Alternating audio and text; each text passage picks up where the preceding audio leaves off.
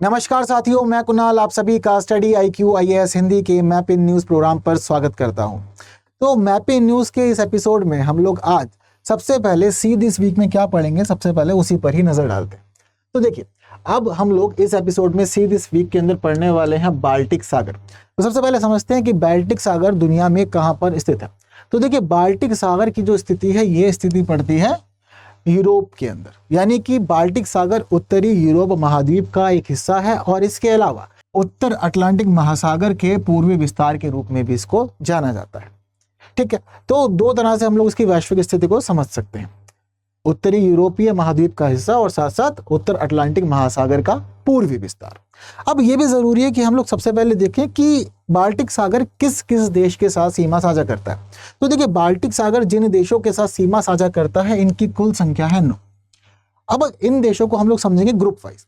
जैसे कि सबसे पहला जो ग्रुप है यहाँ पर, वो ग्रुप है यहाँ पर डेनमार्क का,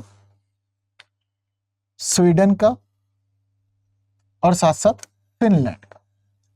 अब दरअसल ये तीनों देश एक ग्रुप में क्यों है, क्या अर्थ है इस बात का? तो देखिए, दरअसल फिनलैंड, स्वीडन और डेनमार्क, ये तीनों देश एक साथ नॉर्डिक देश कहलाते हैं। इन्हें हम लोग नॉर्डिक देशों के रूप में भी जानते हैं।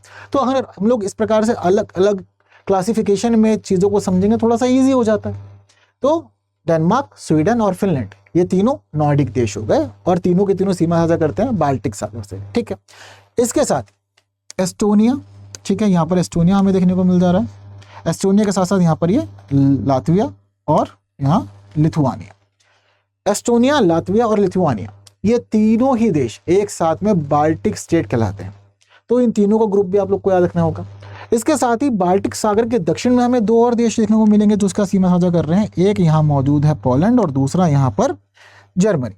तो पोलैंड और जर्मनी दक्षिण में बाल्टिक सागर के साथ सीमा साझा करते हैं। अब दरअसल अब हम लोग यहाँ पर जिन स्थानों को गिनेंगे उनकी कुल संख्या रहेगी 8। जैसे कि पहला हो गया हमारा डेनमार्क, फिर दूसरा हो गया स्वीडन, तीसरा हो गया फिनलैंड, चौथा एस्टोनिया, पांचवा लातविया, छठा लिथुआनिया, सातवां पोलैंड और आठवां जर्मनी। अब दरअसल यहाँ पर मैंने आपको बताया था कि 9 देशों के साथ सीमा साझा करता है। तो 9वां देश कहाँ है? तो देखिए, दरअसल यहाँ पर ये जो एक छोटी सी भूमि आपको देखने को मिल रही होगी, जिसको हम लोग कहते हैं किलिनिग्राद। ठीक है, तो ये दरअसल रूस का हिस्सा है। तो रूस भी इसके साथ सीमा साझा करता है। हालांकि ये सिर्फ रूस का एक छोटा सा हिस्सा है, बट हम यहाँ पर ये भी देखते हैं कि बाल्टिक सागर का एक पूर्वी विस्तार है जिसको हम लोग कहते हैं गल्फ ऑफ फिनलैंड, और गल्फ ऑफ फिनलैंड के जल के माध्यम से बाल्टिक सागर रूस के साथ भी जुड़ा हुआ है यहाँ पर। ठीक है, तो ये रूस की मुख्य भूमि के हिस्से की तरफ हम लोग को लेकर के चला जाता है। क्लियर है सारी बात? तो ये यहाँ पर सीधा सीमा साझा करने वाला 9वां देश हो गया है। तो ये 9 देश हैं जो प्रॉपरली बाल्टिक सागर से जुड़े हुए हैं। सभी इंपॉर्टेंट है, बहुत ज्यादा खास है एग्जाम के हिसाब से। और हम लोग जनरली देख रहे हैं कि यूपीएससी अपने एग्जामिनेशंस के अंदर, खासतौर पर प्रीलिम्स के अंदर, अलग अलग सागरों से जुड़े हुए देशों को पूछ रहा है। तो यहाँ पर भी चीजें पूछी जा सकती हैं, इसमें कोई दो राय बिल्कुल भी नहीं है। ठीक है, अब आसपास के देशों को समझने के साथ साथ ये भी जरूरी है कि अब हम लोग यहाँ पर ये समझें कि कौन कौन से महत्वपूर्ण अलग अलग यहाँ पर जल निकाय मौजूद है। ठीक है, तो अलग अलग जल निकायों को भी देखते हैं। तो देखिए, जल निकाय हम लोग यहाँ भी देख सकते हैं। तो देखिए, जो यहाँ पर जल निकाय मौजूद है बाल्टिक सागर में, उसमें हमें सबसे ऊपर यानी कि नॉर्थ में देखने को मिल जाता है गल्फ ऑफ बोथनिया, यानी कि यहाँ पर हमें बोथनिया की खाड़ी देखने को मिल जाएगी। ठीक है, तो इसको याद रख सकते हैं हम लोग, गल्फ ऑफ बोथनिया यानी कि बोथनिया की खाड़ी के रूप में। इसके अलावा 2 और गल्फ है यहाँ पर। एक तो है गल्फ ऑफ रीगा, इसके साथ साथ गल्फ ऑफ फिनलैंड। तो जो गल्फ ऑफ बोथनिया है, ये बाल्टिक सागर का उत्तरी विस्तार है, और वहीं गल्फ ऑफ फिनलैंड और साथ साथ गल्फ ऑफ रीगा, ये इसके पूर्वी क्षेत्र में पड़ते हैं। तो ये 3 यहाँ पर मौजूद महत्वपूर्ण जल निकाय है। अब देखिए, महत्वपूर्ण जल निकाय ना दरअसल हमें एक स्थान से दूसरे स्थान पर ले जाने में बड़ी भूमिका निभाते हैं। अब मान लीजिए कि हमें बाल्टिक सागर से बाहर निकलना हो, तो बाल्टिक सागर से बाहर निकलते समय हम कहाँ कहाँ चीज़ों को कनेक्ट कर सकते हैं। जैसे कि इसके आसपास हमें 2 और खास अलग अलग जल क्षेत्र देखने को मिलेंगे। जैसे कि इसी तस्वीर में आपको यहाँ पर नॉर्थ सी देखने को मिल रहा है, उत्तर सागर। और उत्तर सागर हम लोगों ने अपनी पिछली क्लास में, पिछली वीडियो में अच्छे से जाना था, समझा था, सभी चीज़ों को पढ़ा भी था हम लोगों ने। अब अगर हमें बाल्टिक सागर से नॉर्थ सी आना हो तो इस दौरान हम कहाँ कहाँ से गुजरेंगे? तो देखिए, सीधा सरल रास्ता तो हमें यहाँ पर बाल्टिक सागर से नॉर्थ सी आने के मामले में यही देखने को मिल रहा है कि हमें चीजों की शुरुआत में सबसे पहले जर्मनी और साथ साथ में हमें यहाँ पता चल रहा है कि स्वीडन के बीच से गुजरना है, जर्मनी और स्वीडन के बीच से गुजरते हुए फिर हम डेनमार्क और स्वीडन के बीच से गुजरेंगे, उसके बाद हम डेनमार्क और नॉर्वे के बीच से गुजरेंगे, तब जाकर के हम लोग पहुंच जाएंगे नॉर्थ सी में। लेकिन इस दौरान यहाँ पर दो अलग अलग जल निकाय देखने को मिल रहे हैं। ठीक है, सबसे पहले हमें यहाँ पर देखने को मिल जा रहा है कैटेगट की खाड़ी। ठीक है, तो डेनमार्क और स्वीडन इन दोनों देश के बीच का जो है जल स्थल है, इस जल स्थान को कहा जाता है कैटेगट की खाड़ी। और वहीं जब हम लोग कैटेगट की खाड़ी से आगे बढ़ते हैं तो यहाँ पर मिल जाते हैं हमें स्कैगरेट। ठीक है, तो यहाँ पर हमें फिर इसके बाद में स्कैगरेट स्टेट देखने को मिल जाती है, तब जाकर के हम यहाँ से गुजर के नॉर्थ सी तक पहुंच पाते हैं। हालांकि इस दौरान बाल्टिक सागर से नॉर्थ सी तक हम लोगों को पहुंचाने में कैटेगट की खाड़ी और स्कैगरेट स्टेट के दोनों की बड़ी भूमिका है। लेकिन इसके अलावा कैटेगट की खाड़ी और स्कैगरेट स्टेट की एक और भूमिका भी है, और यहाँ पर हमें पता चलता है कि कैटेगट की खाड़ी दरअसल स्वीडन और डेनमार्क के बीच का विभाजक है। वहीं साथ साथ जो स्कैगरेट स्टेट है ये यहाँ पर डेनमार्क और नॉर्वे के बीच के विभाजक की भूमिका निभाता है। तो इन चीज़ों को भी थोड़ा सा याद रखिएगा, क्योंकि एक चीज़ एक ही काम नहीं कर रही है, यहाँ हम देख रहे हैं कि उसकी कई प्रकार से भूमिकाएं हैं अलग अलग, तो उन सभी चीज़ों को हमें समझना भी होगा। इसके अलावा हम ये भी देखते हैं कि साथ साथ हम लोग को यहाँ पर अगर नॉर्थ सी से आना है बाल्टिक सागर में तो एक और रास्ता है। ठीक है, तो देखिए पहला रास्ता तो आप लोग समझ गए कि हाँ ठीक है, कैटेगट की खाड़ी और स्कैगरेट स्टेट से होकर के हम लोग पहुंच सकते हैं, लेकिन एक दूसरा रास्ता भी है, और जो दूसरा रास्ता है वो थोड़ा छोटा रास्ता है। ये दूसरा रास्ता दरअसल यहाँ से गुजरता है, और यहाँ से गुजरते हुए ये रास्ता हम लोग को यहाँ पर लेकर के आ जाता है बाल्टिक सागर वाले क्षेत्र में। ठीक है, दरअसल जर्मनी के अंदर ना यहाँ पर एक नहर है, और यहाँ जो मौजूद नहर है उस नहर को हम लोग कील नहर के रूप में जानते हैं। ये कील नहर हमें काफ़ी छोटे रास्ते से नॉर्थ सी से बाल्टिक सागर के क्षेत्र में पहुँचा देती है। हालांकि अगर इस स्थान को हम लोग जूम करके देखेंगे या पास से देखेंगे तो हमें कुछ इस प्रकार का दृश्य देखने को मिलेगा, और यहाँ जर्मनी के अंदर ये कील नहर का स्थान है। ठीक, हालांकि बात यहीं तक सीमित नहीं है, क्योंकि जो हमारा ये बाल्टिक सागर है, बाल्टिक सागर एक और जल निकाय में जाता है, वो है व्हाइट सी। अब व्हाइट सी मौजूद है रशिया के अंदर, बट बाल्टिक सागर फिर भी कनेक्ट होता है व्हाइट सी से, लेकिन इसको कनेक्ट करते हैं बीच में कुछ मौजूद छोटे छोटे जल निकाय और नदी। तो देखिए बाल्टिक सागर को व्हाइट सी से कनेक्ट करने में यहाँ पर 2 नदियों की भूमिका है और 3 अलग अलग झीलों की भूमिका है। ठीक है, तो देखिए सबसे पहले हम यहाँ देखते हैं कि अगर हमें बाल्टिक सागर से जाना है व्हाइट सी के अंदर, सबसे पहले तो गल्फ ऑफ फिनलैंड पड़ेगी। गल्फ ऑफ फिनलैंड के बाद जब हम लोग आगे बढ़ेंगे तो यहाँ रूसी सीमा पर शुरू हो जाती है एक नहर, जिसको हम लोग कहते हैं व्हाइट सी बाल्टिक सी कैनाल। ठीक, व्हाइट सी बाल्टिक सी कैनाल, यानी कि व्हाइट सी को बाल्टिक सी से जोड़ने वाली कैनाल है ये। क्लियर है बात? अब देखिए दरअसल यहाँ पर अब शुरुआत होगी गल्फ ऑफ फिनलैंड के बाद में रूस के बॉर्डर पे नेवा रिवर से। ठीक है, तो यहाँ पर सबसे पहले हम लोग को क्या देखने को मिलेगी? नेवा रिवर। सबसे पहले हम लोग यहाँ नेवा नदी के अंदर प्रवेश करेंगे, हालांकि बहुत छोटी सी नदी है। ठीक है, तो नेवा नदी में प्रवेश करेंगे जब हम लोग यहाँ बाल्टिक सागर वाले क्षेत्र से आगे बढ़ते हुए, तो नेवा नदी हम लोगों को ले जाएगी यहाँ पर लेक लाडोगा के अंदर। ठीक है, कहाँ पहुँच जाएंगे अब हम लोग? यहाँ पर लेक लाडोगा में। ठीक, अब लेक लाडोगा यानी कि लाडोगा झील यहाँ पर पहुँच चुके हैं। अब हम यहाँ से आगे बढ़ेंगे तो फिर एक और नदी है, और इस नदी का नाम है स्विर नदी। स्विर नदी का सफर तय करने बाद हम लोग पहुंच जाएंगे लेक ओनेगा के अंदर। ठीक है, लेक ओनेगा या झील ओनेगा के रूप में हम लोग उसको लिख सकते हैं। तो अब पहुंच गए हम लोग ओनेगा झील में। ओनेगा झील से आगे बढ़ेंगे तो दूसरी झील है, जिस झील का नाम है विगो जेरो। ठीक है, अब यहाँ पर एक और झील है जिसका नाम है विगो जेरो। तो विगो जेरो। ठीक है, अब विगो जेरो झील में पहुंच जाने के बाद फिर जब हम यहां से आगे बढ़ेंगे तब पहुंचेंगे हम लोग व्हाइट सी में। ठीक, तो ये बाल्टिक सागर से व्हाइट सी पहुंचने का रास्ता है। अगर हम लोग को यहाँ पर फिर व्हाइट सागर से वापस आना हो बाल्टिक सागर में, तो सबसे पहले वेगो जीरो झील के बाद में झील ओनेगा यानी कि ओनेगा झील, इसके साथ साथ फिर हमको स्विर नदी, साथ साथ में फिर उसके बाद में हम पहुंच जाएंगे एक और झील में जिसका नाम है लाडोगा झील। लाडोगा झील के बाद फिर हमें इस्तेमाल करनी होगी नेवा नदी, और नेवा नदी के बाद गल्फ ऑफ फिनलैंड में पहुंच के तब जाकर हम बाल्टिक सागर तक पहुंच पाएंगे। तो ये सीक्वेंस भी कई बार याद रखना पड़ता है। इसके साथ साथ अगर आपको कई बार रिवर ही पूछ ली जाए कि ये रिवर किन 2 झीलों को जोड़ती है, जैसे कि हमारी जो स्विर नदी है ये 2 अलग अलग झीलों को जोड़ रही है।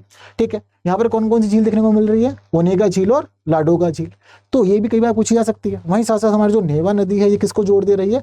लाडोगा झील को और गल्फ ऑफ फिनलैंड यानी कि फिनलैंड की खाड़ी को। तो यहाँ पर ये दोनों पॉइंट भी कनेक्ट हो रहे हैं। तो चीज़ों को आपको इस तरह से याद रखेगा। तो पहले हम लोगों ने समझा कि कैसे हम लोग बाल्टिक सागर से उत्तर सागर या नॉर्थ सी में जाएंगे। अब हम लोगों ने समझा कि कैसे हम लोग बाल्टिक सागर से व्हाइट सागर में पहुंचेंगे। ठीक है।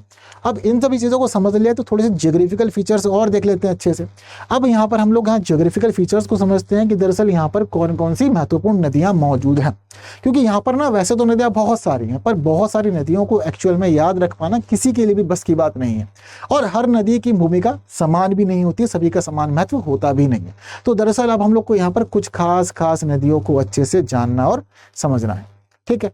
तो अब हमें यहाँ पर क्या क्या समझना रहेगा, तो देखिए यहाँ पर हमें सबसे पहले कुछ खास नदियाँ समझनी है, और जिन जिन नदियों को समझना है उनमें नाम शामिल है नेवा नदी, ठीक है। हालांकि नेवा नदी जस्ट अभी मैंने आप लोग को पढ़ाई हुई है, तो आपको लोकेशन तो पता होगी कहाँ पर है, ठीक है। अभी नेवा नदी का नाम बताया हुआ था मैंने।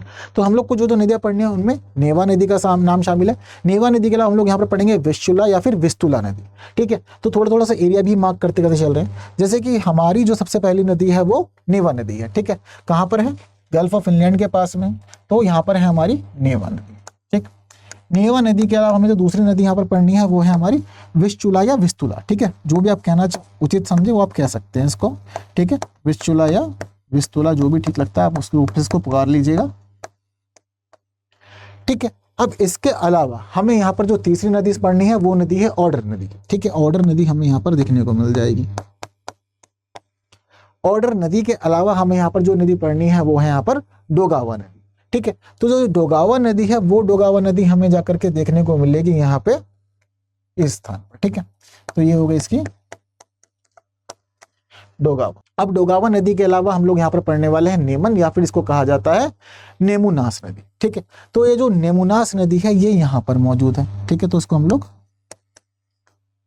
नेमन या नेमुनास के रूप में जानते हैं, ठीक।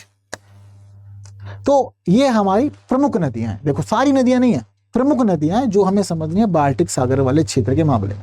तो सबसे पहले कहानी की शुरुआत कहां से करते हैं हम लोग, नेवा नदी से शुरुआत करते हैं, फिर धीरे धीरे बाकी चीजों को समझते बढ़ेंगे। तो देखिए नेवा, अब नेवा कहां पर मौजूद है, ये रूस के अंदर मौजूद है, ठीक है। साथ साथ इस नदी की खास बात यह है कि इस नदी का जो बेसिन है ना, इसका बेसिन हमें दो अलग अलग देशों में देखने को मिलता है। नेवा नदी का बेसिन हमें रूस में भी देखने को मिलेगा और फिनलैंड में भी देखने को मिलेगा। इसके साथ साथ ही जो ये नेवा नदी है, ये नेवा नदी इस क्षेत्र में यानी कि बाल्टिक सागर वाले क्षेत्र में गिरने वाली सबसे बड़ी नदी है, ठीक है। और हम लोग यहाँ पर यह भी देखते हैं कि यूरोप के मामले में नेवा नदी का जो बहाव है, इसका औसत बहाव चौथे स्थान पर आता है, क्योंकि बहाव के मामले में इससे आगे जो नदियां उनमें वोल्गा, डैन्यूब और राइन का नाम शामिल है। तो इन तीन नदियों के बाद औसत बहाव के मामले में हमारी इस नेवा नदी का चौथा स्थान है, ठीक है। तो एक प्रमुख नदी है, आपको पता चल गया किस मामले में प्रमुख है, क्लियर है बात सारी। तो आगे बात करते हैं हम लोग, अब समझते हैं यहाँ पर विस्चुला नदी को, ठीक है। विस्चुला या विस्तुला जो भी आप उसको कहना चाहे। तो देखिए इस नदी की खास बात यह है कि सबसे पहले तो इस नदी का जो उद्गम है ये होता है पोलैंड के अंदर। अब पोलैंड में उद्गम होने के साथ साथ ये पोलैंड की सबसे लंबी नदी बन जाती है, और पोलैंड के अंदर इसका उद्गम होता है टाट्रा पर्वत से। तो टाट्रा पर्वत में उद्गम के बाद अच्छे खासा अपना सफर तय करती है, ठीक है। पोलैंड की सबसे लंबी नदी भी है, और ये इस नदी इस मामले में भी खास है कि ये पोलैंड की राजधानी वार्सा से गुजरती है। अब इसके बाद हम लोग बात करते हैं यहाँ पर मौजूद एक और नदी, इसका नाम है ऑर्डर नदी की। तो देखिए दरअसल ऑर्डर नदी पोलैंड के मामले में एक खास नदी है, ठीक है। और ये पोलैंड के पश्चिमी भाग का हिस्सा है, और साथ साथ हम देखते हैं कि ये वहाँ मौजूद है जहाँ पर पोलैंड जर्मनी के साथ अपनी सीमा को साझा करता है। इस नदी का उद्गम होता है चेक गणराज्य के अंदर, और जहाँ इस नदी का उद्गम होता है उस नदी के उद्गम से कुछ दूर पर ही विस्चुला का उद्गम भी होता है, ठीक है। तो विस्चुला का उद्गम कहाँ बताया था मैंने आप लोग को, अब जरा मुझे इस बात का आंसर कॉमेंट में बताना, देखते हैं कितने लोगों ने बात सुनी। तो जहाँ पर विस्चुला का उद्गम होता है ना, विस्चुला के उद्गम से थोड़ा ही दूर पर ऑर्डर का उद्गम भी होता है, ठीक। अब इन तीन नदियों को समझने के बाद हम लोग बढ़ते हैं आगे और समझते हैं डोगावा नदी को, ठीक है। तो जो हमारी डोगावा नदी है ये भी एक खास नदी है। तो देखिए डोगावा नदी जो है इसका उद्गम होता है रूस के अंदर वल्दाई पहाड़ियों से। वल्दाई पहाड़ियों से उद्गम के बाद में डोगावा नदी बेलारूस और लातविया से बहती है, और इन दोनों जगह से बहते हुए पहुंच जाती है रीगा की खाड़ी में, और रीगा की खाड़ी में यानी कि गल्फ ऑफ रीगा में जाकर के अपना जल छोड़ देती है, ठीक है। सफर इसका यहीं पे समाप्त हो जाता है। इसके अलावा हमें बात करनी है नेमन या नेमुनास की, ठीक है। अब दरअसल ये नदी बेलारूस और लिथुआनिया से बहती है, और इन दोनों ही जगह से बहते हुए आकर के ये बाल्टिक सागर में गिर जाती है। तो ये सारी प्रमुख नदियां हैं, बहुत ज्यादा इंपॉर्टेंट है, याद जरूर रखिएगा। नदियों को समझने के अलावा बाल्टिक सागर के कुछ प्रमुख द्वीप भी हैं जो हमें समझ रहे हैं। यहाँ हमें 3 द्वीपों को समझना है। एक द्वीप है यहाँ पर गॉटलैंड, सबसे पहला द्वीप हमें गॉटलैंड ही समझना है। इसके पीछे का रीजन क्या है? दरअसल गॉटलैंड बाल्टिक सागर वाले क्षेत्र में मौजूद सबसे बड़ा द्वीप है। इससे बड़ा द्वीप हमें बाल्टिक सागर में कोई और देखने को नहीं मिलेगा।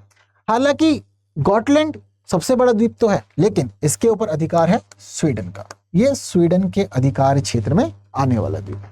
ठीक है, तो कई बार पूछ लिया था कि कौन सा द्वीप किसके अधिकार क्षेत्र में, तो ये चीजें भी आप लोग को याद रखनी होगी। गॉटलैंड के अलावा हमें अब यहाँ पर जो दूसरा द्वीप समझना है वो इस पूरे क्षेत्र के अंदर, बाल्टिक सागर वाले क्षेत्र में दूसरा सबसे बड़ा द्वीप है, और इस द्वीप का नाम है सारेमा। ठीक है, तो सारेमा दरअसल यहाँ पर हमें देखने को मिल जाएगा। ठीक है, तो ये यहाँ पर मौजूद है सारेमा। अब सारेमा वैसे तो दूसरा सबसे बड़ा द्वीप है, लेकिन इसके साथ साथ एक इसका हिस्सा है, ये एस्टोनिया का हिस्सा है। ठीक है, तो ये एस्टोनिया का हिस्सा है। इसके अलावा तीसरा द्वीप हमें यहाँ पर जो समझना है, उस द्वीप का नाम है ऑलैंड। अब देखिए, ऑलैंड यहाँ पर तीसरा सबसे बड़ा द्वीप है। इसके साथ ही एक खास बात यहाँ पर यह है कि ऑलैंड स्वीडन का हिस्सा है, और स्वीडन का हिस्सा होने से जुड़ता भी है। दरअसल स्वीडन ने अपनी मुख्य भूमि से ऑलैंड द्वीप को जोड़ने के लिए 6 किलोमीटर लंबा एक पुल बनाया हुआ है। तो वो जो 6 किलोमीटर लंबा पुल है, वो पुल ऑलैंड को जोड़ देता है स्वीडन की मुख्य भूमि से। तो ये 3 द्वीप इस पूरे के पूरे क्षेत्र के मामले में बहुत ज्यादा खास है। याद रखिएगा, आपसे किसी भी एग्जाम में ये पूछे भी जा सकते हैं। चलिए अब आगे बढ़ते हैं, और आगे बढ़ते हुए ये देखते हैं कि अगर इस खंड से हम लोगों के सामने कभी परीक्षा में कोई प्रश्न आएगा तो वो किस रूप में आ सकता है। तो एक संभावित स्थिति यहां हम लोग समझते हैं। तो प्रश्न है हमारा,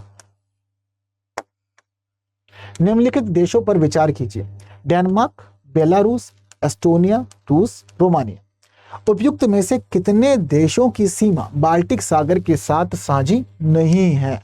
मतलब हमसे ये पूछ रहा है कि किस किस इस ऑप्शन में मौजूद देश के साथ में बाल्टिक सागर नहीं जुड़ा हुआ है। तो आप लोग को मैंने क्या बताया था, 9 देशों के साथ सीमा साझा होती है। तो क्या डेनमार्क के साथ में सीमा साझा होती है? बताइए, क्या सोच रहे हैं? डेनमार्क के साथ सीमा साझा होती है कि नहीं होती है? तो देखिए, आपको जिन 9 देशों का नाम मैंने बताया तो उसमें डेनमार्क बताया था क्या? उसमें डेनमार्क मैंने आप लोग को बताया था। कौन जगह बताया था?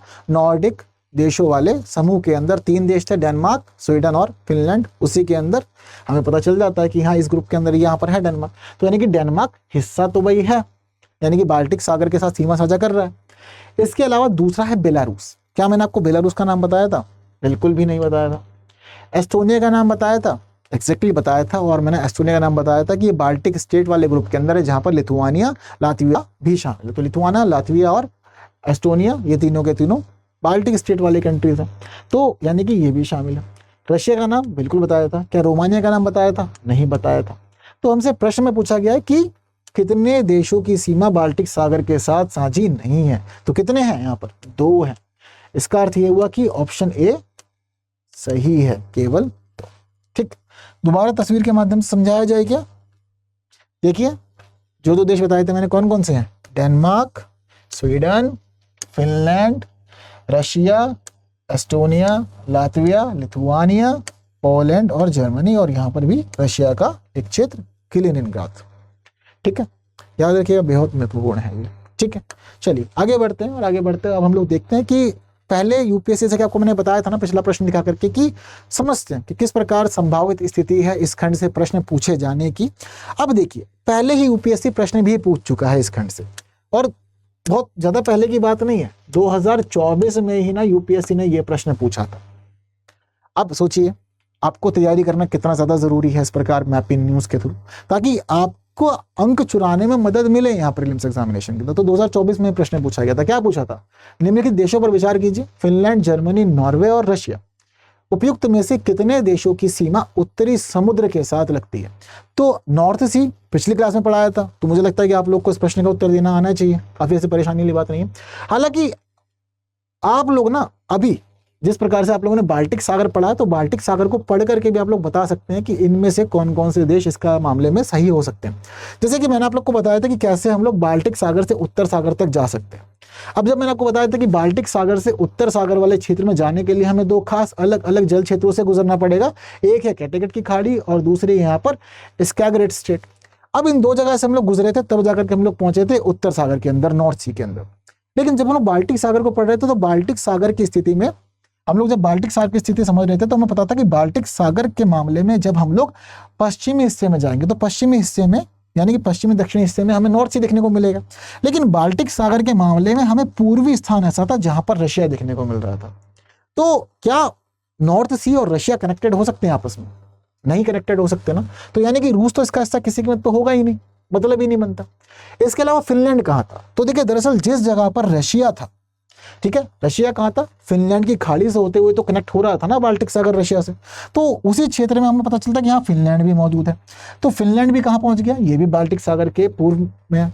अब दोनों ही रशिया और फिनलैंड दोनों ही हो गए पूर्व में साथ साथ हैं, तो उससे पता चलता है कि दोनों में से कोई भी हिस्सा हो ही नहीं सकता नॉर्थ सी का, क्योंकि नॉर्थ सी का मामला तो बहुत ज्यादा अलग पड़ जा रहा है। आप पूर्व में है और नॉर्थ सी तो पश्चिम में है इसके, यानी कि फिनलैंड भी बाहर हो गया। जर्मनी कहाँ था? जर्मनी था इसके दक्षिण वाले क्षेत्र में, है ना। तो जर्मनी जब था तो क्या जर्मनी कनेक्ट हो सकता है? बिल्कुल जर्मनी कनेक्ट हो सकता है। और बात करें हम लोग नॉर्वे की, तो नॉर्वे भी यहाँ पर कनेक्ट होगा, क्योंकि नॉर्वे की स्थिति यहाँ कुछ इस प्रकार से रहेगी। तो दो ही देशों के साथ सीमा साझा होती है उत्तरी सीमा की, तो कौन कौन से हैं यहाँ पर? जर्मनी और नॉर्वे। जिनके साथ सीमा साझा नहीं होती वो है फिनलैंड और रशिया। तो ये क्वेश्चन पूछा गया और हम लोग यहाँ पर चीज़ों को और अच्छे समझ सकते हैं। तो देखिए यहाँ पर नॉर्थ सी अभी यहाँ पे हमें स्पष्ट रूप से आ गया है, ठीक है। यहाँ पर ये बाल्टिक सागर वाला क्षेत्र है जहाँ पे आपको पता चलता है कि रशिया भी है और फिनलैंड भी। अब यहाँ पर कौन कौन से देश मौजूद हैं? तो देखिए नॉर्थ से सीमा साझा करता है ब्रिटेन के साथ में, ठीक है। तो यहाँ पर हमें पता चलता है कि इंग्लैंड और स्कॉटलैंड वाला हिस्सा है ग्रेट ब्रिटेन का, जो उसका सीमा साझा कर रहा है। इस हिस्से के अलावा यहाँ पर नॉर्वे हमें उत्तर में देखने को मिल जाएगा, तो सीमा साझा हो रही है नॉर्वे से होता है। डेनमार्क के साथ भी सीमा साझा हो रही है यहाँ पर, ठीक है। इसके अलावा यहाँ पर नीदरलैंड मौजूद है, बेल्जियम मौजूद है, फ्रांस मौजूद है। ये सारे के सारे महत्वपूर्ण स्थान है। साथ साथ यहाँ पर देखिए जर्मनी भी है। तो इन सभी के साथ में सीमा साझा हो रही है नॉर्थ सी की, जैसा कि आपको मैंने प्रश्न में भी कुछ कुछ खास चीजें बताई। तो क्या रहेगा उत्तर? केवल दो, यानी कि बी। रशिया नहीं है, फिनलैंड नहीं है, जर्मनी और नॉर्वे, ठीक है। तो जर्मनी वहां से, नॉर्वे यहां से। चलिए बढ़ जाते हैं आगे। आगे बढ़ के एक और संभावित प्रश्न की स्थिति देख लेते हैं। तो देखिए अब यहाँ पर जो प्रश्न है वो निम्नलिखित युग्मों पर विचार कीजिए। जल निकाय और अवस्थिति के बारे में बात कर रहा है। जल निकाय है फंडी की खाड़ी, कह रहा है यूरोप में है। इसके अलावा जल निकाय है अदन की खाड़ी, और अदन की खाड़ी के मामले में यहाँ पर कह रहा है कि अदन की खाड़ी हिंद महासागर में है। टोकिन की खाड़ी अटलांटिक महासागर के अंदर है। उपयुक्त युग्मों में से कितने सही सुमेलित हैं, ये पूछा जा रहा है। केवल एक, केवल दो, सभी तीन, या कोई भी नहीं, ठीक। अब देखिए समझते हैं चीजों को, क्या कितने युग्म सही है यहाँ पर। तो फंडी की खाड़ी कहाँ है? क्या फंडी की खाड़ी यूरोप में है? तो नहीं है। फंडी की खाड़ी कहाँ है? ये हमें मिलेगी नॉर्थ अमेरिका महाद्वीप में जाकर के। तो कहाँ है इसकी स्थिति? जब हम लोग नॉर्थ अमेरिका महाद्वीप में आएंगे तो जो ये वाला क्षेत्र है ना, ये क्षेत्र को कहा जाता है फंडी की खाड़ी। तो यूरोप में तो मतलब ही नहीं बनता किसी भी तरह से, यानी कि गलत हो गया मामला, ठीक। दूसरा है अदन की खाड़ी। क्या अदन की खाड़ी हिंद महासागर में है? बात तो सही है, हिंद महासागर में है। और हिंद महासागर में कहाँ है अदन की खाड़ी? तो देखिए ये जो यमन के नीचे वाला क्षेत्र है इसको हम लोग कहते हैं अदन की खाड़ी, ठीक है। यही जल क्षेत्र, तो यानी कि हिंद महासागर में तो है, बात बिल्कुल ठीक है। टोकिन की खाड़ी क्या अटलांटिक महासागर में है?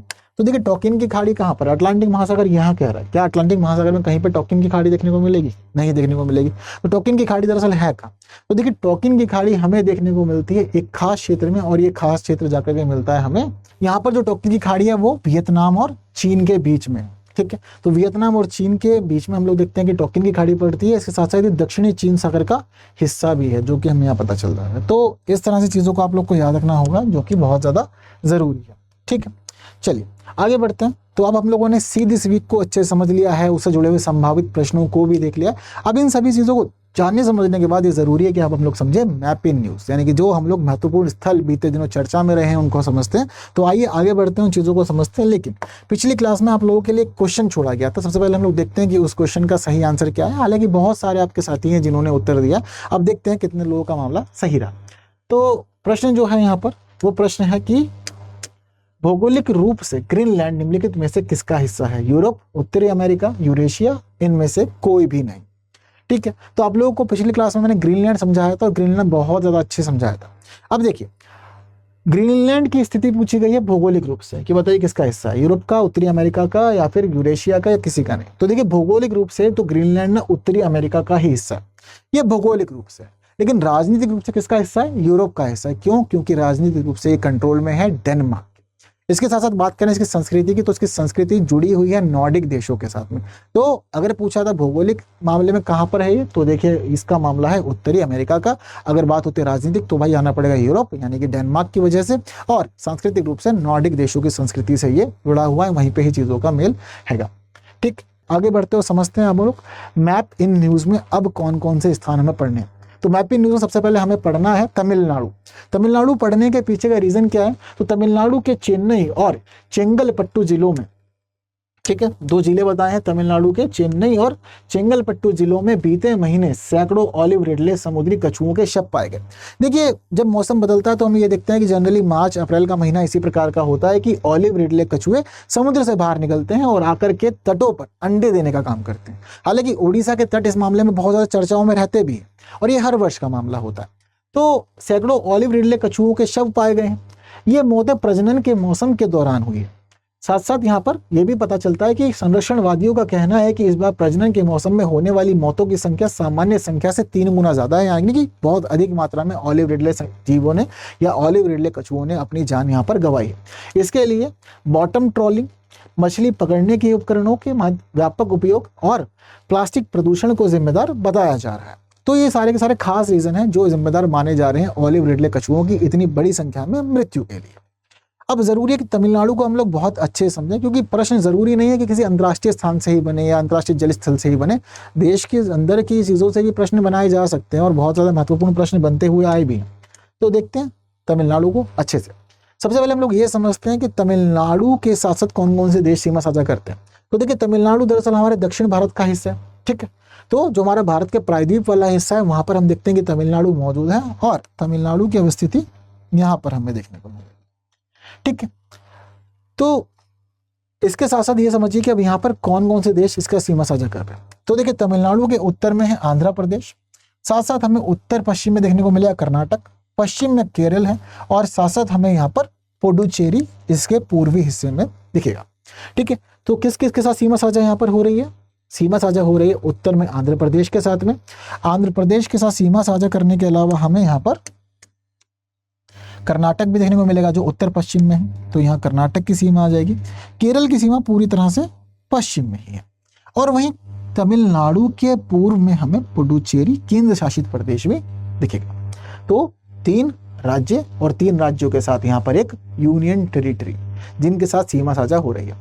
इसके साथ ही अब ये वाला जो क्षेत्र है इसको हम लोग कहते हैं गल्फ ऑफ मन्नार। तो मन्नार की खाड़ी पता चलता है कि ये श्रीलंका और तमिलनाडु के बीच में मौजूद है।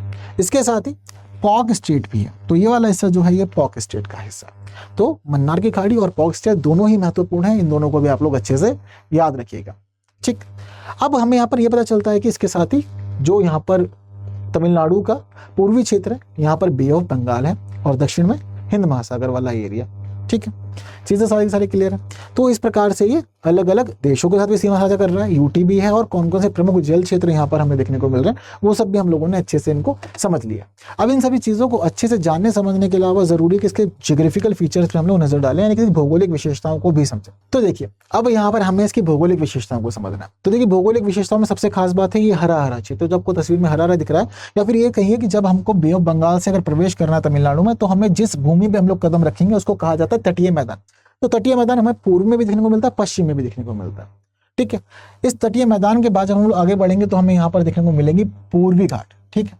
तो देखिए दरअसल पूर्वी घाट और पश्चिमी घाट इन दोनों का मिलन होता है नीलगिरी पहाड़ियों पे, ठीक है। तो याद रखिएगा बहुत ज्यादा इंपॉर्टेंट है, बहुत ज्यादा खास है और ये कई बार चीजें एग्जाम में पूछी भी गई है।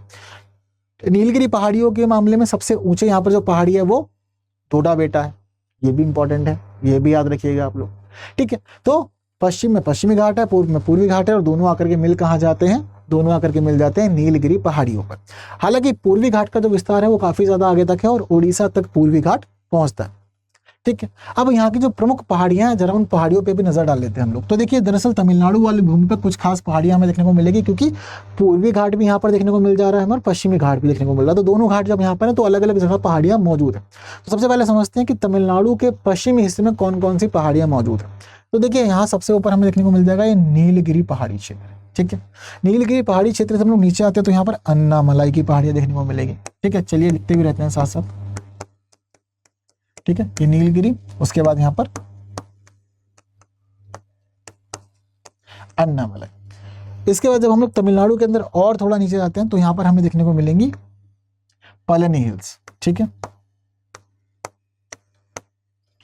पलनी हिल्स के बाद जब हम और नीचे आते हैं तो पलनी हिल्स से नीचे आने का यहाँ पर पड़ेगा वरुशनाथ पहाड़ी है। ठीक है,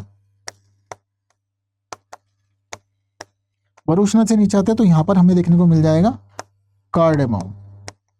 ठीक है, तो कार्डेमम की पहाड़ी यहाँ पर मौजूद। तो तमिलनाडु का जो पश्चिमी क्षेत्र है उस पश्चिमी क्षेत्र में हमें ये 5 अलग अलग पहाड़ियाँ देखने को मिल रही हैं और सारी की सारी बहुत ज़्यादा खास है। हालांकि बात सिर्फ यहीं तक ही सीमित नहीं है, क्योंकि तमिलनाडु का जो हम उत्तरी भाग है तो तमिलनाडु के उत्तरी भाग में हमें यहाँ पर जावादी पहाड़ियाँ देखने को मिलेंगी, जावादी हिल्स। ठीक है, इसके साथ साथ तमिलनाडु की मध्य भूमि पे हमें देखने को मिलेगा कलरायन पहाड़ियाँ, इसके साथ साथ चित्तेरी पहाड़ियाँ भी हमें यहाँ पर देखने को मिल जाएंगी।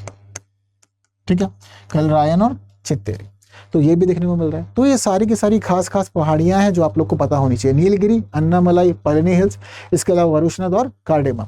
अब जो ये 5 है ना, इन 5 के अंदर 4 की खास बात यह है कि वो तमिलनाडु और केरल दोनों की भूमि पर पाई जाती हैं। हालांकि जो पलनी हिल्स है सिर्फ इसका संबंध मुख्य रूप से तमिलनाडु से है, बाकी नीलगिरी और इसके साथ साथ अन्नामलाई, वरुशनाथ और कार्डेमम ये दोनों हमें देखने को मिलती, ये चारों की चारों हमें देखने को मिलती है दोनों राज्य यानी कि केरल और तमिलनाडु के मामले में। ठीक है, उत्तर में जावादी हो गई, मध्य भूमि पे हमें यहाँ पर कलरायन और चित्तेरी हिल्स देखने को मिल गई।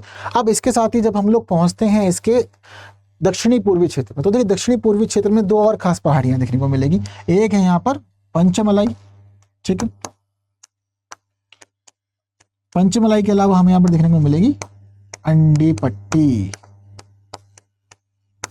तो ये सारी की सारी यहाँ पर महत्वपूर्ण पहाड़ियां हैं, सभी याद रखिएगा और अलग अलग जगह पर बटी हुई हैं, तो इसलिए इनको याद रखना भी ईजी है, ऐसी परेशान होने वाली यहाँ पर कोई भी खास बात नहीं है। अब जब हम लोगों ने समझ लिया कि कहाँ कहाँ कौन कौन सी पहाड़ियाँ मौजूद है, तो इन पहाड़ियों के साथ साथ ये भी जरूरी है कि हम लोग समझें कुछ नदियों के बारे में भी। ठीक है, तो देखिए यहाँ पर अब हमें ना कुछ खास नदियाँ भी देखने को मिल जाएंगी। तो देखिए कौन कौन सी नदियाँ हैं यहाँ पर। तो शुरुआत करते हैं तमिलनाडु की भूमि में उत्तर से। तो तमिलनाडु की भूमि में हमें उत्तर में देखने को मिलती है सबसे पहले पालर, ये पालर नदी है। ठीक है, पालर नदी के बाद दूसरी हमें देखने को मिलती है यहाँ पर खास नदी वेल्लार। सारी नहीं समझनी है, ठीक है, हर नदी का महत्व नहीं होता बराबर से, जैसा कि आप लोग को मैंने बताया। तो कुछ नदियों का महत्व ज्यादा होता है, कुछ नदियों का महत्व कम होता है, पर जिनका महत्व ज्यादा है हम सिर्फ ज्यादा महत्व वाली नदियां समझेंगे।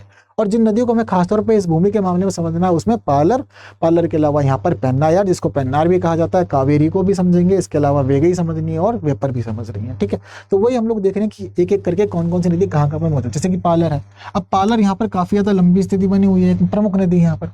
पालर के अलावा वेल्लार की स्थिति भी कुछ इस प्रकार से, ये खास नदी। अब देखिए इसके साथ साथ हमें जो एक और नदी समझनी है वो है कावेरी नदी। ठीक है, कावेरी नदी अपने आप में बहुत ज्यादा खास है और दक्षिण भारत के मामले में बहुत ज्यादा महत्वपूर्ण भी रहती है, हम सभी जानते हैं दक्षिण भारत की प्रमुख नदी है। तो देखिए कावेरी की दरअसल स्थिति ऐसी रहती है कि कावेरी दक्षिण भारत के मामले में महत्वपूर्ण है और सफर भी इसका अच्छा खासा रहता है। ठीक है ना, तो कावेरी के मामले में आप लोग कुछ खास चीजें याद रखनी है, वो ये है कि कावेरी ब्रह्मगिरी पर्वत से निकलती है। ब्रह्मगिरी पर्वत से निकलने के बाद पहले कर्नाटक में बहती है, कर्नाटक से बहने के बाद तब ये तमिलनाडु में आती है और इस प्रकार से बहते हुए बाद में पहुंच जाती है बंगाल की खाड़ी में। हालांकि इसका बेसिन हमें कई राज्यों में देखने को मिलता है, तो जो कावेरी नदी का बेसिन है उसमें तमिलनाडु, कर्नाटक, केरल, इसके साथ साथ पुडुचेरी शामिल है। तो 3 राज्यों में इसका बेसिन है, साथ साथ एक यूनियन टेरिटरी में भी बेसिन है, जिसके बाद ये नदी पहुंच जाती है बे ऑफ बंगाल यानी कि बंगाल की खाड़ी में। कावेरी नदी पर सबसे पुराना बांध भी मौजूद है और सबसे पुराना जो बांध मौजूद है उस बांध का नाम है ग्रैंड एनिकट बांध, या फिर इसको हम लोग कलनई बांध के रूप में भी जानते हैं, और ये बांध तंजावुर जिले में मौजूद है तमिलनाडु के। ठीक है, तो प्रमुख बातें जो है कावेरी नदी के बारे में को ये पता होनी चाहिए और किसी भी एग्जाम में ये पूछी जा सकती है। ठीक है, इसके अलावा जैसे कि पालर के बारे में हम लोगों ने पढ़ा, तो देखिए पालर के बारे में याद रखिएगा कि पालर एक महत्वपूर्ण नदी है कर्नाटक के मामले में। ठीक है, साथ साथ हम लोग ये भी देखते हैं कि तमिलनाडु के अंदर भी ये बहती है और साथ साथ ये खासतौर पर पठारी क्षेत्र से संबंधित भूमि है कर्नाटक की। ठीक है, तो बाद में ये भूमि बहते हुए आती है तमिलनाडु में और बाद में ये पहुंच जाती है बे ऑफ बंगाल में। तो देखिए पालर के साथ साथ पोन्नैयार की या पेन्नार की स्थिति की भी सेम ही है। ठीक है ना, तो जैसा मामला रहता है पालर का ठीक वैसे ही स्थिति रहती है पेन्नैयार की भी। ठीक, क्लियर है, यहाँ पे कोई डाउट नहीं। चलिए इसी का समझते हैं हम लोग बाकी की और नदी, इसमें वेगई और वेपर का नाम शामिल है। तो देखिए वेगई नदी जो आपको देखने को मिलेगी वो तमिलनाडु के भी दक्षिणी क्षेत्र में देखने को मिलेगी। तो देखिए ये वेगई नदी है और साथ साथ यहाँ पर ये वेपर नदी। ठीक है, तो वेगई और वेपर दोनों दक्षिणी क्षेत्र में मौजूद है। दक्षिणी क्षेत्र में मौजूद होने के साथ साथ इसके मामले में ये भी ध्यान रखिएगा, वेगई और वेपर इन दोनों ही नदियों का उद्गम होता है तमिलनाडु के अंदर पूर्वी हिस्से की पहाड़ियों से, और पूर्वी पहाड़ियों से इसका उद्गम होने के बाद में फिर ये दोनों नदियां बहते हुए पहुंच जाती हैं बे ऑफ बंगाल वाले जल क्षेत्र में। ठीक है, तो ये इन सभी की जीवन स्थिति कुछ इस प्रकार की। तो सारी की सारी प्रमुख नदियां जो आपको याद रखनी है, और आपसे ये अगर किसी भी रूप में पूछा तो बता सकते हैं आप लोग खास तौर पे कि हाँ तमिलनाडु की ये सारी की सारी खास नदियां हैं। अब इन सभी नदियों को पढ़ लेने के बाद ये भी जरूरी है कि हम लोग समझें कि किस प्रकार के अलग अलग प्रश्न इस खंड से बन सकते हैं। ठीक है, तो सबसे पहले देखते हैं एक खास प्रश्न है, कभी कभी समाचारों में रहे बॉटम ट्रोलिंग का निम्नलिखित में से कौन सा एक सर्वोत्तम वर्णन है। मतलब बॉटम ट्रोलिंग का एक्चुअल में अर्थ क्या होता है ये यहाँ पूछा जा रहा है। पहला ऑप्शन है समुद्र की सतह से खनिज निकालने की एक विधि है जिसमें समुद्र तल से दुर्लभ खनिजों को निकाला जाता है। दूसरा है मछली पकड़ने की एक विधि है जिसमें समुद्र तल पर बड़े जाल को खींचकर मछली और अन्य समुद्री जानवरों को पकड़ा जाता है। तीसरा ऑप्शन है एक तरह की निगरानी प्रक्रिया है जिसमें समुद्र तल पर सबमरीन द्वारा नजर रखी जाती है। चौथा है अन्वेषण की एक विधि है जिसमें समुद्री सतह के नीचे तेल और गैस के भंडार की खोज की जाती है। तो ये 4 अलग अलग ऑप्शन हमें दे दिए। तो बॉटम ट्रोलिंग जिन लोगों को पता है जल्दी से कमेंट में बताओ, बाकी हम लोग यहाँ डिस्कस करते हैं। तो देखिए बॉटम ट्रोलिंग का अर्थ है मछली पकड़ने की एक विधि जिसमें समुद्र तल पर बड़े जाल को खींचकर मछली और अन्य समुद्री जानवरों को पकड़ा जाता है। यानी कि प्रश्न का उत्तर क्या रहेगा, बी रहेगा। तो देखिए बॉटम ट्रोलिंग का मामला कुछ इस प्रकार से रहता है। ठीक है, तो देखिए बॉटम ट्रोलिंग के मामले में आप लोग को ये याद रखना होगा कि जो बॉटम ट्रोलिंग होती है दरअसल ये कुछ खास जीवों को पकड़ने के लिए जनरली की जाती है। मछलियों का नाम शामिल है, मछलियों के अलावा झींगा, कोड, फ्लाउंडर आदि जीव शामिल है। हालांकि जब कभी भी बॉटम ट्रोलिंग होती है तो बॉटम ट्रोलिंग की वजह से समुद्र तल की पारिस्थितिकी तंत्र बहुत ज्यादा प्रभावित होता है, क्योंकि बॉटम ट्रोलिंग की वजह से इसके तलछट हिल जाते हैं, यहाँ पर आवास नष्ट हो जाते हैं और ये यहाँ पर पारिस्थितिकी तंत्र को नष्ट करने का इस वजह से एक उत्तरदायी कारण बन जाता है। ठीक है, तो बॉटम ट्रोलिंग क्या है और उससे जुड़ी क्या क्या खास चीजें आप लोगों को अच्छे से पता यहाँ पर चल भी गया है। आइए एक और प्रश्न देखते हैं यहाँ से, एक संभावित प्रश्न जो आपके आने वाली परीक्षा में शामिल हो सकता है। तमिलनाडु के संदर्भ में निम्नलिखित पर विचार कीजिए। पालर नदी, पालनी हिल्स, वेपर नदी, वेगई नदी, जावादी हिल्स। उपयुक्त का उत्तर से दक्षिण की ओर सही क्रम क्या है। तो उत्तर से दक्षिण हमें आ रहा है। वैसे आप लोग को बहुत सारी चीजें मैंने आप लोग को बताई थी जस्ट अभी, तो आप लोग को हो सकता है कि चीजें याद भी हो। तो सबसे उत्तर में कौन था, सबसे उत्तर में मैंने आपको दिखाया था कि पालर नदी थी, यानी कि एक तो शुरुआत में ही रहेगा। और देखिए इसी वजह से हमें पता चल रहा है कि एक ज्यादा जगह पर दिखाया हुआ है। ठीक है, हालांकि तस्वीर के माध्यम से भी उसको हम लोग अच्छे समझ सकते हैं, जैसे कि हमें यहाँ पर सबसे ऊपर पालर देखने को मिल जाएगा। ठीक है, तो पालर नदी सबसे ऊपर ही है। पालर नदी के बाद अगर हम थोड़ा सा नीचे आते तो यहाँ पर जावादी हिल्स है। तो पालर के बाद दूसरा स्थान किसको मिलेगा, जावादी हिल्स को।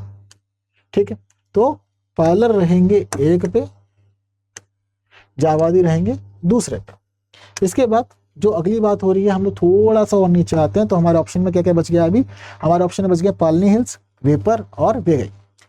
अब देखिए जब हम लोग जावादी हिल्स से नीचे आएंगे तो नीचे आते आते हमें यहाँ पर वेगई देखने को मिलेगी। तो वेगई नदी उसके बाद में तीसरे स्थान पर है, यानी कि वेगई नदी पे जाना है हमें और यहाँ पर हमें लिख देना 3। अब वेगई नदी के बाद दरअसल यहाँ पर पड़ेंगी पहाड़ियां और यहाँ पर है पलनी हिल्स। ठीक है, तो यानी कि जो पलनी हिल्स है उसके पास जाएगा चौथा स्थान और सबसे नीचे पड़ेगी वेपर नदी। तो वेपर नदी सबसे अंत में है, वैसे भी आप लोग को मैंने बताया ही था। ठीक है ना, तो वेपर नदी की स्थिति यहाँ पर है। तो इस प्रकार से सारा सीक्वेंस बन जाएगा, सबसे ऊपर पालर नदी, फिर जावादी हिल्स, इसके बाद वेगई नदी, फिर पलनी हिल्स और फिर वेपर नदी। ठीक है, अब इसके हिसाब से हमारे प्रश्न का उत्तर क्या हो जाएगा। सीक्वेंस क्या कह रहा है, सीक्वेंस कह रहा है 1 5 4 2 3। 1 5 4 2 3 कहां पर है, 1 5 4 2 3, यानी कि प्रश्न का उत्तर ए सही है। ठीक, चलिए आगे बढ़ते हैं और आगे बढ़ते हुए अब हम लोग समझते हैं यहाँ पर एक और प्रश्न। ठीक है, तो हमारा जो एक और प्रश्न यहाँ पर वो कह रहा है प्राय समाचारों में रहा पम्बन ब्रिज जोड़ता है किसको, ये पूछा गया। रामेश्वरम को धनुषकोडी से, रामेश्वरम को श्रीलंका से, धनुषकोडी को भारतीय मुख्य भूमि से और कैप कैलीमेर को रामेश्वरम से। तो किस चीज को जोड़ रहा है। तो देखिए धनुषकोडी और रामेश्वरम को तो जोड़ नहीं सकता क्योंकि दोनों एक ही भूमि पर मौजूद हैं, तो गलत हो जाएगा। ठीक, रामेश्वरम को श्रीलंका से भी कुछ नहीं जोड़ता है, तो ये दोनों भी गलत हो जाएंगे। धनुषकोडी को भारतीय मुख्य भूमि से जोड़ता है, बात सही है, और कैप कैलीमर को रामेश्वरम से नहीं जोड़ता, यानी कि प्रश्न का उत्तर क्या रहेगा, सी रहेगा। अब देखिए दरअसल इसकी स्थिति किस प्रकार की है। तो देखिए ये है पूरा का पूरा पम्बन आइलैंड। ठीक है, पम्बन आइलैंड के ऊपर ही मौजूद है रामेश्वरम। ठीक है, और ये हम लोग बहुत पढ़ते भी हैं, हमने चेन्नई एक्सप्रेस मूवी में भी देखा था। और ये क्वेश्चन इस वजह से क्योंकि बीते दिनों पंबन ब्रिज का उद्घाटन किया गया है प्रधानमंत्री नरेंद्र मोदी के द्वारा, और पंबन ब्रिज भारत का पहला वर्टिकल लिफ्ट ब्रिज है। ठीक है, तो वर्टिकल लिफ्ट सी ब्रिज है, इस वजह से बहुत चर्चा में आया था, सबने इसके ऊपर बहुत ज़्यादा नजर बढ़ाई थी, चीज़ों को जाना समझा था। तो यहाँ पर बनाया गया पंबन ब्रिज जो भारत की मुख्य भूमि को जोड़ दे रहा है पंबन आइलैंड से, और ये समझ लीजिए इसके थ्रू हम लोग जुड़ जाएंगे धनुषकोडी से। तो प्रश्न के हिसाब से जो हमारा उत्तर बनेगा वो बन रहा है सबसे सटीक सी। क्लियर है चीजें आप लोग को? ठीक है, चलिए आते हैं और आते समझते हैं हमारा मैप इन न्यूज के अंदर दूसरा स्थान कौन सा है। तो दक्षिण अफ्रीका पिछले दिनों खबरों में रहा। दक्षिण अफ्रीका के सल्दानहा में आयोजित वेस्ट कोस्ट एयर शो के दौरान एक विमान दुर्घटनाग्रस्त हो गया जिसमें पायलट की मौत हो गई है। ये हादसा उस समय हुआ वायुसेना की एक अनुभवी पायलट इम्पाला MKII लड़ाकू विमान उड़ा रहे थे, या MK2 भी बोलते हैं इसको, तो MK2 लड़ाकू विमान को उड़ा रहे थे, उस समय ये दुर्घटना हो गई थी। ठीक है, तो अब जरूरी है कि हम लोग समझें अफ्रीका के बारे में अच्छे से, यानी कि दक्षिण अफ्रीका के इंसिडेंट है, दक्षिण अफ्रीका के बारे में जरूरी है कि थोड़ा अच्छे से हम लोग जाने समझे चीज़ों को और दक्षिण अफ्रीका के मामले में अपना ज्ञान विकसित करें। सबसे पहले देखते हैं कि दक्षिण अफ्रीका की स्थिति क्या है। तो देखिए, दक्षिण अफ्रीका अफ्रीका महाद्वीप के अंदर दक्षिण में मौजूद एक देश है। ठीक है, तो दक्षिण में मौजूद एक देश यहाँ पर हमें देखने को मिल जाता है। इस देश के उत्तरी हिस्से से हमें पता चलता है कि ट्रॉपिक ऑफ कैप्रिकॉर्न यानी कि मकर रेखा भी गुजरती है। तो मकर रेखा दक्षिणी अफ्रीका के उत्तर से गुजरती है। उत्तर से गुजरने के साथ साथ ये भी जरूरी है कि अब हम लोग इसकी बात करें राजधानियों की। राजधानियों की बात क्यों करनी है? दरअसल दक्षिण अफ्रीका की 3 राजधानियां हैं और तीनों ही कई बार एग्जामिनेशन में पूछ ली जाती है अलग अलग रूपों में, या कोई एक भी पूछ लिया तो फिर भी चीजें बतानी जरूरी है। तो दक्षिण अफ्रीका की जो 3 राजधानियां हैं उनमें प्रिटोरिया, ठीक है, प्रिटोरिया है शामिल। प्रिटोरिया के अलावा इसमें ब्लूम फाउंटेन के अलावा इसमें शामिल है तीसरा केप टाउन। तो 3 अलग अलग राजधानियां, प्रिटोरिया, केप टाउन और ब्लूम फाउंटेन। ठीक है, अब दरअसल तीनों का अलग अलग अर्थ है। एक्चुअल में जो प्रिटोरिया है, प्रिटोरिया इसकी कार्यकारी राजधानी है, प्रिटोरिया कार्यकारी राजधानी है। जो ब्लूम फाउंटेन है, ब्लूम फाउंटेन दरअसल इसकी न्यायिक राजधानी है। और बात करें केप टाउन की, तो देखिए केप टाउन इसकी विधायी राजधानी है। तो 3 अलग अलग राजधानी और तीनों का ही अलग अलग अर्थ। इसके अलावा अब बात करते हैं कि किन किन देशों के साथ सीमा साझा करता है। तो देखिए हमारा जो ये दक्षिण अफ्रीका है, ये दक्षिण अफ्रीका देशों के साथ सीमा साझा करता है कुल 6। तो 6 देशों में कौन कौन शामिल है? सबसे पहला है नामीबिया, ठीक है, नामीबिया के अलावा बोत्सवाना, यहां ये छोटा सा स्थान साझा कर रहा है सीमा, इसका नाम है जिम्बाब्वे। ठीक है, यहां पर मोजाम्बिक और यहां पर एक और देश मौजूद है जिसका नाम लिखा हुआ है स्वाजीलैंड, लेकिन स्वाजीलैंड का नाम बदल चुका है। तो यहां पर स्वाजीलैंड नहीं है, बल्कि स्वाजीलैंड को हम लोग क्या कहते हैं? एस्वातीनी। तो एस्वातीनी के रूप में इसको जरूर से आप लोग याद रखिएगा।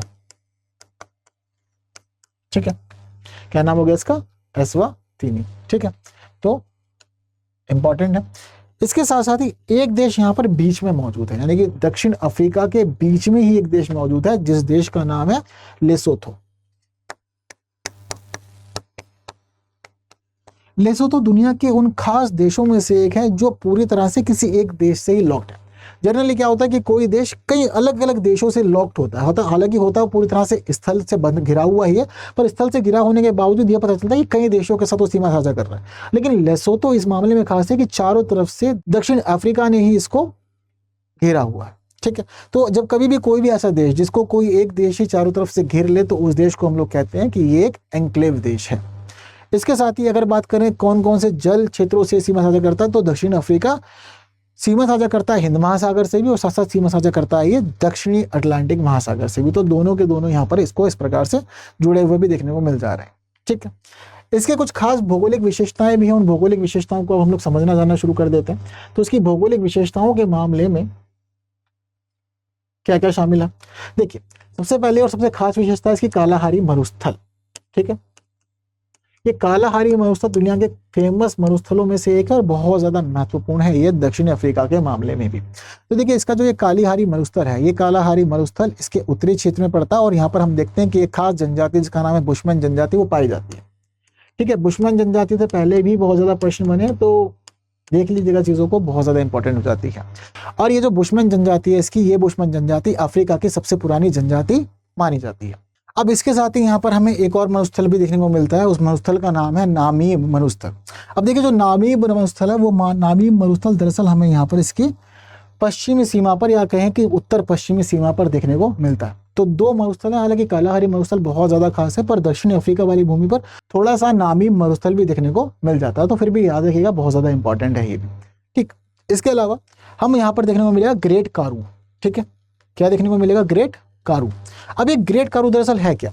तो ग्रेट कारू सेमी एरिड एरिया इसको कहा जाता है।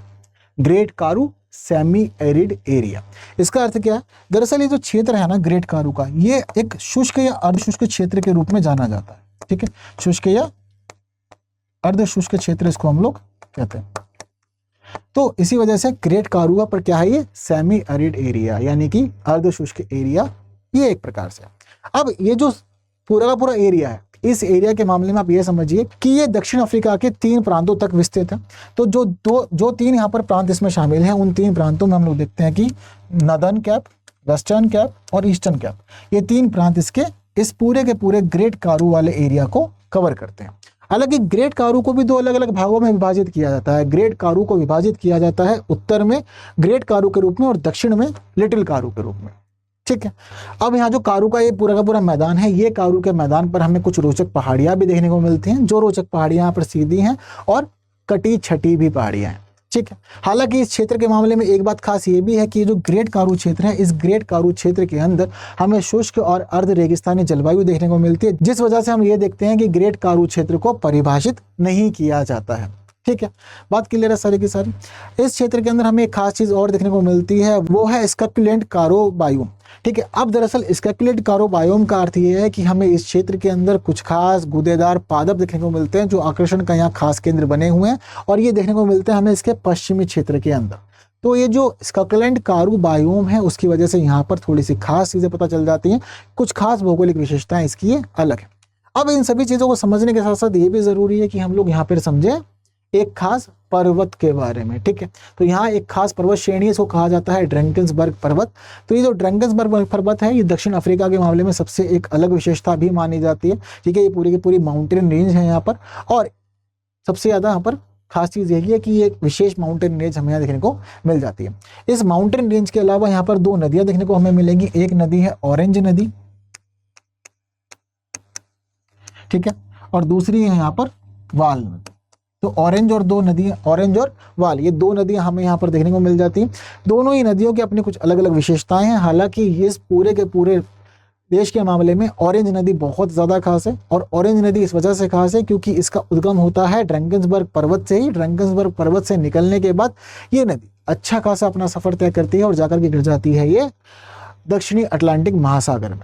ठीक है, वहीं बात करें अगर वाल नदी की, तो वाल नदी का उद्गम भी होता तो ड्रैंकन्सबर्ग पर्वत से ही, लेकिन ये ऑरेंज नदी की एक सहायक नदी है और आकर के ये ऑरेंज नदी के साथ मिल जाती है और अपने अस्तित्व को समाप्त करके फिर ये आगे हम देखते हैं कि सिर्फ ऑरेंज नदी ही यहाँ पर बसती है। हालांकि इन 2 नदियों के अलावा हमें इसके उत्तरी क्षेत्र में देखने को मिल जाएगी एक और नदी, और उस नदी का नाम है लिम्पोपो नदी। ठीक है, अब देखिए दरअसल जो इसकी लिम्पोपो नदी है, ये नदी बहुत ज़्यादा खास है क्योंकि ये नदी दरअसल दक्षिण अफ्रीका और जिम्बाब्वे दोनों के बीच में सीमा बनाने का कार्य भी करती है। और सीमा बनाने के साथ साथ इस लिम्पोपो नदी की खास बात ये है कि ये नदी 2 बार मकर रेखा को काटती भी है। तो हमने आपको शुरुआत में बताया था कि दक्षिण अफ्रीका के मामले में जो उसका उत्तरी क्षेत्र है, उसके उत्तरी क्षेत्र में यहाँ कहीं से थोड़ा लगभग मकर रेखा भी गुजरती है। तो ये समझिए कि यहाँ से जो मकर रेखा गुजरती है, उस मकर रेखा के गुजरने के मामले में लिम्पोपो नदी 2 बार उस मकर रेखा को काटती है। एक बार ऊपर जाती है, उसके बाद नीचे आ जाती है। ठीक है, तो लिम्पोपो नदी इस वजह से थोड़ी सी यहाँ पर अलग विशेषता रखते हैं पूरी दुनिया के मामले में, क्योंकि ऐसी चीजें हमें बहुत ज्यादा रेयरली ही दिखने को मिलती है। ठीक है, अब इसी के साथ एक खास चीज हमें और समझनी है। वो खास चीज अब हमें यहाँ पर ये समझनी है कि हमारा ये प्रश्न क्या कह रहा है। तो हमारा प्रश्न, जैसे कि संभावित प्रश्न हम लोग हर टर्म से देखते हैं, तो यहाँ से भी देखेंगे। तो अफ्रीका के संदर्भ में निम्नलिखित कथनों पर विचार कीजिए। तो 3 अलग अलग स्टेटमेंट है। अल्जीरिया क्षेत्रफल की दृष्टि से अफ्रीका का सबसे बड़ा देश है, नाइजीरिया जनसंख्या की दृष्टि से अफ्रीका का सबसे बड़ा देश है, और सेशल्स अफ्रीका का सबसे छोटा देश है। अब देखिए क्षेत्रफल की दृष्टि से तो हमें पता चल ही जाएगा कि अल्जीरिया सबसे बड़ा देश है या नहीं है। तो देखिए अल्जीरिया कहाँ पर है अफ्रीका में, अल्जीरिया की स्थिति यहाँ पर है। तो देखिए अल्जीरिया के जैसा क्या कोई और देश हमें देखने को मिल रहा है यहाँ पर बड़ा, कोई और देश यहाँ पर ऐसा नहीं है। तो देखिए ये समझ लीजिए कि अल्जीरिया क्षेत्रफल की दृष्टि से यहाँ पर सबसे बड़ा देश कहा जाता है, यानी कि जो पहला स्टेटमेंट है वो ठीक है। इसके बाद नाइजीरिया जनसंख्या की दृष्टि से अफ्रीका का सबसे बड़ा देश है, ये वाली बात भी बिल्कुल ठीक है, क्योंकि सबसे ज्यादा जनसंख्या जो है वो नाइजीरिया के अंदर ही है, अफ्रीका महाद्वीप। इसके बाद जो हमारा तीसरा स्टेटमेंट है वो है सेशल्स अफ्रीका का सबसे छोटा देश है। तो सेशल्स क्या सबसे छोटा देश है, क्या सेशल्स में कहीं दिखने को मिल रहा है? तो देखिए सेशल्स दरअसल हिस्सा है हिंद महासागर वाले क्षेत्र का, और हिंद महासागर के अंदर एक छोटा सा हमें यहाँ पर जो द्वीपीय स्थिति देखने को मिल रही है ये सेशल्स, ठीक है। तो इस तरह से भी चीजें कई बार पूछ लेता है, तो आपको याद होनी जरूरी है। तो तीनों ही स्टेटमेंट इस मामले में ठीक है, और तीनों स्टेटमेंट ठीक है तो उसका अर्थ क्या होगा, प्रश्न का उत्तर हो जाएगा सी, यानी कि तीनों ही सही है। इसके बाद आगे बढ़ते हैं, एक और प्रश्न देखते हैं। तो हमारा जो अगला प्रश्न है वो है बुशमैन जनजाति, जो अफ्रीका का सबसे पुराना जीवित जनजातीय समूह है और लिनक भाषा बोलते हैं। निलक भाषा को सामान्यतः निलू के नाम से भी जाना जाता है। विलुप्त होने के गंभीर संकट के कारण हाल ही में यह भाषा खबरों में रही। इस भाषा या बोली का संबंध किस भौगोलिक क्षेत्र से है? सहारा मरुस्थल, सवाना क्षेत्र, कालाहारी मरुस्थल और कांगो नदी बेसिन। तो चार ऑप्शन आप लोग के सामने। इस प्रश्न का उत्तर आप लोगों को बताना है कमेंट बॉक्स में। तो जितने भी लोग अब तक यहाँ पर आए हैं चीज़ों को जिन्होंने जाना समझा है अच्छे से, जल्दी से इस प्रश्न का उत्तर मुझे आप लोग कमेंट बॉक्स में बताइए, ये बहुत ज़्यादा ज़रूरी है। और सभी को उत्तर ज़रूर देना ताकि हम लोग इवेल्युएट कर सकें हमारी अगली क्लास में कि कितने लोगों ने सही दिया और कितने लोगों ने सही नहीं दिया। तो क्लास काफ़ी ज़्यादा खास रही, तो ज़रूरी है कि इसको आप लोग बाकी साथियों तक शेयर जरूर करें। जिन्होंने लाइक नहीं किया, लाइक के बिना कोई नहीं जाएगा। बाकी स्टडी IQ IAS हिंदी हमारा मेन प्लेटफॉर्म है जहां हम लोग मुलाकात करते हैं। इसके अलावा हम मिल सकते हैं टेलीग्राम पे, इंस्टा पे, फेसबुक पे और एक्स पे। और आप लोग के लिए ज़रूरी है कि आप लोग इस QR को स्कैन करें और सीधा पहुंच जाए मेरे टेलीग्राम चैनल पे, जहां हम लोग अपनी सभी क्लासेस की फाइल शेयर करते हैं। तो ये हमारे जो मैप की क्लासेस की फाइल अगर आप लोग को चाहिए तो ये फाइल भी आप लोग को इस टेलीग्राम चैनल पे मिल जाएगी, तो ज्वाइन जरूर कर लीजिएगा। बाकी बस आज की क्लास में इतना ही। जितनी महत्वपूर्ण बातें हमें करनी थी वो सब कुछ तो हो गई है। सेशन बहुत इंफॉर्मेटिव है, बाकी साथियों को शेयर जरूर कीजिएगा, लाइक के बिना कोई नहीं जाएगा। और ऐसे इंफॉर्मेटिव सेशंस देखने के लिए जरूरी है कि आप लोग बने रहें study IQ IAS Hindi YouTube channel पे। बाकी की बातें होंगी अगले एपिसोड में कुछ नए टॉपिक्स के साथ। तब तक के लिए दीजिए मुझे विदा। Thank you so much. जय हिंद।